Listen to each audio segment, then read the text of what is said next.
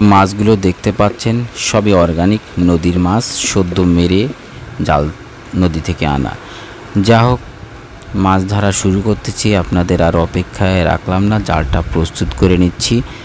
একটু পরে মাছ উঠবে এবং আপনারা দেখতে পারবেন। খেয়াও দিলাম, মাশাল্লাহ সুন্দর একটা খেয়া হলো।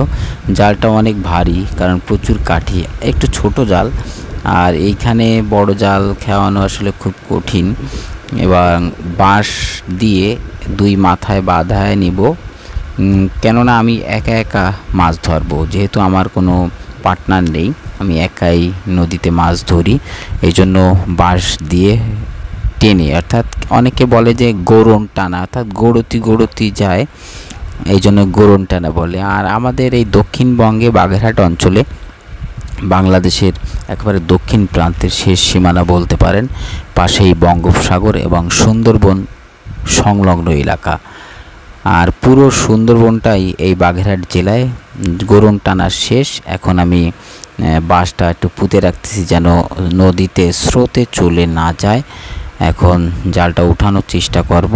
এমত অবস্থায় হালকা বেঁধে গেছে জালটা, কারণ নদীতে জানেন পরিষ্কার থাকে না, অনেক সমস্যা হয়, জাল বাইতে যায়, আবার ঠাল থাকে, খুঁটো থাকে, অনেক সময় গাছ, বিভিন্ন গাছপালা জন্ম নেওয়ার কারণে বড় বড় মুথো এখানে থাকে। এখন সেটা ভালো করে ছাড়িয়ে নেওয়ার চেষ্টা করতেছি, বিভিন্ন জায়গা বেঁধে যায়।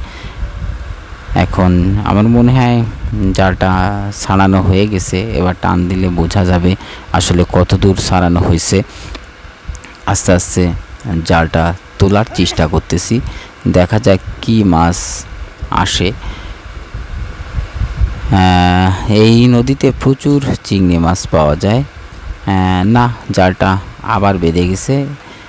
এত বেশি জাল বেঁধে যায় যে চিংড়ি মাছ সাধারণত এক টানে না তুলতে পারলে কম চিংড়ি মাছ ওঠে। আর আমি এইভাবে প্রায় 1 ঘন্টার মতো আমি মাছ মারি, আর একটা টানি আপনাদের আমি দেখানোর চেষ্টা করি, কারণ সব ভিডিও অত দীর্ঘ সময় বসে আসলে কারো পক্ষে দেখা সম্ভব না। তাই এবার মাছটা ছাড়ানোর চেষ্টা করা হচ্ছে। মাছ কিছু এসেছে।